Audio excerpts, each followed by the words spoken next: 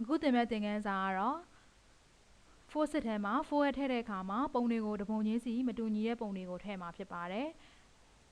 ဒီသင်ခန်းစာအတွက်လိုအပ်တဲ့ sample တွေကိုတော့ lesson 0405ထဲမှာထည့်ပေးထားပါတယ်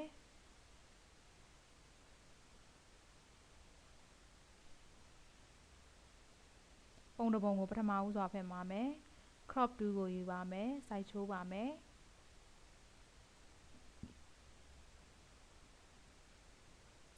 frame ထည့်ဖို့အတွက်လိုအပ်တဲ့ frame ကိုထပ်ပြီးတော့ယူပါမယ်ပုံနှစ်ခုမြင်ရတဲ့အနေထားရအောင် move tool ကိုယူပြီးတော့ဖိဆွဲပါ frame ပေါ်မှာတစ်ချက်နှိပ်ပါတယ်နှိပ်ပြီးတဲ့အခါမှာတော့ဖိပြီးတော့ပုံထဲကိုထည့်ပါရောက်သွားပြီဆိုရင်ဒီ frame file လေးကိုပိတ်ပေးပါ frame ကိုအသေးကြီးလိုချင်တယ်ဆိုရင်တော့ edit မှာရှိနေတဲ့ free transform ကိုနှိပ်ပါ keyboard က order shift ကိုနှိပ်ထားပေးပါကြိုက်ပြီဆိုရင်တော့အမှန်ချစ်ပါမယ်လူပုံကိုအကျဉ်းကျယ်လုပ်ဖို့အတွက်လူပုံ layer ကိုတစ်ချက်နှိပ်ပါ layer ထဲမှာရှိနေတဲ့ new ထဲမှာရှိနေတဲ့ layer visa copy ကိုနှိပ်ပါမယ်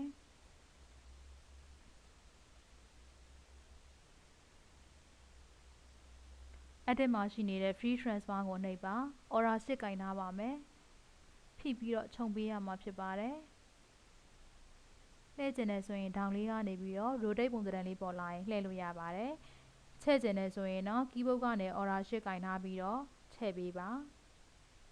လိုချင်တဲ့အနေထားရောက်ပြီဆိုရင်တော့အမှန်ချစ်ပေးပါမယ်လိုချင်တဲ့ frame နဲ့လိုချင်တဲ့ပုံလေးရပြီဆိုရင်တော့ layer ထဲမှာရှိနေတဲ့ flatten image ကိုနှိပ်ထားပေးပါမယ်နောက်ထပ်ပုံတစ်ပုံကိုထပ်ပြီးတော့ဖွင့်ပါမယ် file ထဲမှာရှိနေတဲ့ open နဲ့ lesson 0405 folder ထဲမှာပဲနောက်ထပ်တစ်ပုံကိုဖွင့်ပေးပါပထမအတိုင်းပဲအရင်ဦးဆုံးစိုက်ချိုးပါပုံတွေကိုလင်းမောင်ချိန်မယ်ဆိုရင်တော့ adjustment တွေက level နဲ့ချိန်ပေးပါ color ချိန်ရင်တော့ control ပြီး color balance နဲ့ချိန်ပေးလို့ရပါတယ်ပုံကိုစိုက်ချိုးပြီးသွားရင်တော့လိုအပ်တဲ့ frame လေးကိုဖွင့်ပေးပါ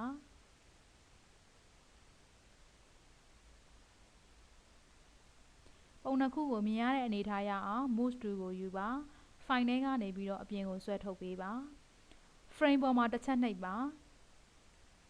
ပြီးတဲ့အခါမှာဒီ frame ကိုဖိပြီးတော့လိုချင်တဲ့ပုံထဲကိုဆွဲထည့်ပါရောက်ပြီဆိုရင်တော့ frame file ကိုပိတ်ပေးပါ frame ရဲ့ size ကိုအသေးကြီးလုပ်ဖို့အတွက် edit မှာရှိနေတဲ့ free transform ကိုနှိပ်ပါ order shift ကိုဖိထားပြီးတော့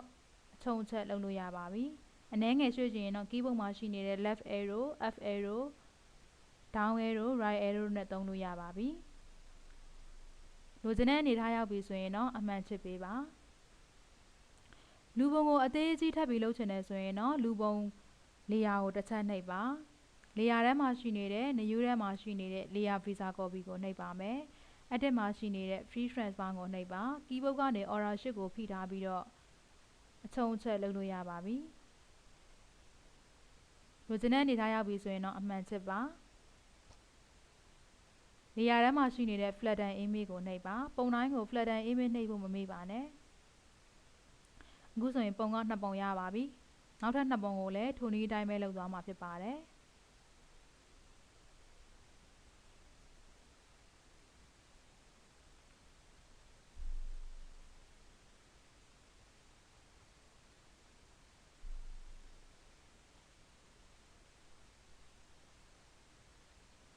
ပုံနှစ်ခုကိုမြင်ရတဲ့အနေထားရအောင်အပြင်ကိုဆွဲထုတ်ပေးပါ move tool ကိုယူပါမယ် frame ပေါ်မှာတစ်ချက်နှိပ်ပါမယ် frame ပေါ်မှာတစ်ချက်နှိပ်ရတဲ့ရည်ရွယ်ချက်ကတော့တခြားနေရာမှာဝင်နေမယ်ဆိုရင်ဒီကောင်ကိုဆွဲပြီးထည့်လို့မရပါဘူးဒါကြောင့်မလို့ frame ပေါ်မှာတစ်ချက်နှိပ်ပေးပါ mouse နဲ့ဖိပြီးတော့လူပုံတွေကိုဆွဲထည့်ပေးပါ frame file ကိုပိတ်ပါမယ်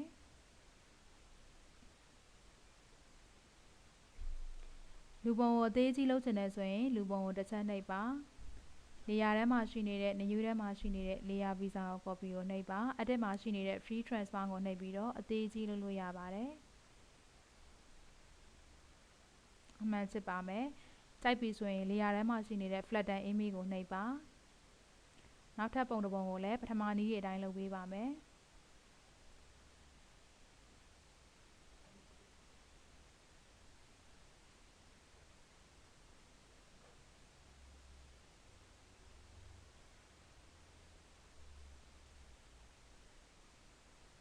မှုတူကိုယူပါမယ်ဖိပြီးတော့ဆွဲပါမယ် frame ကိုပုံထဲကိုဆွဲထည့်ပါ frame file ကိုပိတ်ပါမယ်စိုက်တင်ခြင်းနဲ့ဆိုရင်တော့ edit မှာရှိနေတဲ့ free transfer ကိုနှိပ်ပါ keyboard ကနေ aura shift ကိုဖိထားပေးပါ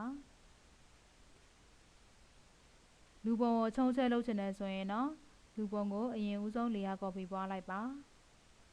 edit မှာရှိနေတဲ့ free transfer ကိုနှိပ်ပါ keyboard ကနေ aura shift ကိုဖိထားပေးပါ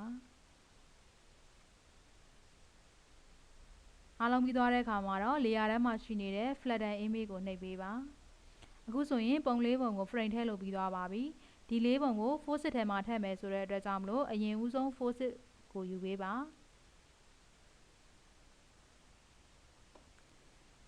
အခုဆိုရင်ဒီမှာ focus ပုံရပါပြီလိုချင်တဲ့ပုံပေါ်မှာတစ်ချက်ထပ်ပြီးတော့သွားပြီးတော့နှိပ်ပေးပါတကယ်လို့ keyboard ကနေပြီးတော့ control tab နဲ့သွားမယ်ဆိုလည်းရပါတယ်အခုဆိုရင်ဒီပုံလေးကိုရပါပြီရလို့ရှိရင် select ထဲမှာရှိနေတဲ့ all ကိုနှိပ်ပါ edit မှာရှိနေတဲ့ copy ကိုနှိပ်ပါedit မှာရှိတဲ့ copy ကိုနှိပ်ပြီးသွားတာနဲ့ focus file ကိုပြန်သွားမှာဖြစ်ပါတယ် keyboard ကနေပြီးတော့ control tab နဲ့သွားမယ်ဆိုရင်လည်းရပါတယ်မရောက်မချင်းသွားပါမယ် focus ပုံထဲကိုရောက်ပြီဆိုရင်တော့ edit မှာရှိနေတဲ့ paste ကိုနှိပ်ပေးရမှာဖြစ်ပါတယ်ဒီပုံကိုနေရာချဖို့အတွက် select ထဲမှာရှိနေတဲ့ all ကိုနှိပ်ပါ layer ထဲမှာရှိနေတဲ့ layer alignment ထဲမှာရှိနေတဲ့ top ကိုနှိပ်ပါတယ် layer ထဲမှာရှိနေတဲ့ layer alignment ထဲမှာရှိနေတဲ့ left ကိုနှိပ်ပါမယ် selection ဖြောက်ချင်ရင်တော့ select ထဲမှာရှိနေတဲ့ delete select ကိုနှိပ်ပေးပါနောက်ထပ်ပုံတစ်ပုံကို control tab နဲ့သွားပြီးတော့ယူပါမယ်ဒီပေါ်ကနေပြီးတော့ mouse နဲ့သွားပြီးနှိပ်မယ်ဆိုရင်လည်းရပါတယ်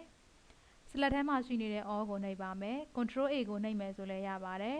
edit မှာရှိနေတဲ့ copy ကိုနှိပ်ပါ keyboard ကနေ control C ကိုနှိပ်မယ်ဆိုရင်လည်းရပါတယ် focus site ကိုသွားပါမယ် control tab နဲ့ focus site ကိုမရောက်မချင်းသွားပါရောက်ပြီဆိုတာနဲ့ edit မှာရှိနေတဲ့ page ကိုနှိပ်ပါ keyboard မှာရှိနေတဲ့ control V ကိုနှိပ်မယ်ဆိုလည်းရပါတယ်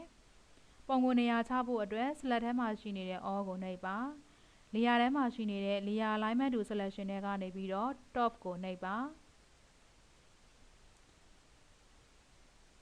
right ကိုနှိပ်ပါမယ် selection ဖြောက်ချင်ရင်တော့ select ထဲမှာရှိနေတဲ့ delete select ကိုနှိပ်ပေးပါနောက်ထပ်ပုံတစ်ပုံကိုသွားယူပါမယ် select ထဲက all ကိုနှိပ်ပါ edit မှာရှိနေတဲ့ copy ကိုနှိပ်ပါ focus ပုံကိုပြန်သွားပါမယ် edit မှာရှိနေတဲ့ page ကိုနှိပ်ပါ select ထဲမှာရှိနေတဲ့ all ကိုနောက်တစ်ခေါက်ထပ်နှိပ်ပါမယ် alignment to selection ထဲကနေပြီးတော့ bottom ကိုနှိပ်ပေးပါ alignment to selection ထဲကနေပြီးတော့ left ကိုနှိပ်ပေးပါနောက်ထပ်ကျန်တဲ့ပုံတစ်ပုံကိုသွားပြီးထပ်ယူပေးပါမယ် control A ကိုနှိပ်ပါမယ် control C ကိုနှိပ်ပါမယ် focus ပုံကိုပြန်သွားပါမယ် control tab နဲ့မရောက်မချင်းပြန်သွားပါမယ်ရောက်ပြီဆိုရင်တော့ control V ကိုနှိပ်ပါမယ် select ထဲမှာရှိနေတဲ့ all ကိုနှိပ်ပါ layer ထဲမှာရှိနေတဲ့ alignment ထဲမှာရှိနေတဲ့ bottom ကိုနှိပ်ပါ right ကိုနှိပ်ပါမယ်အားလုံးပြီးသွားပြီဆိုရင်တော့ layer ထဲမှာရှိနေတဲ့ flatten image ကိုနှိပ်ပါ file ထဲမှာရှိနေတဲ့ save နဲ့ပုံကိုတစ်ခါတည်းသွားထုတ်လို့ရပြီဆိုတော့ JPEG file နဲ့သိမ်းပါမယ်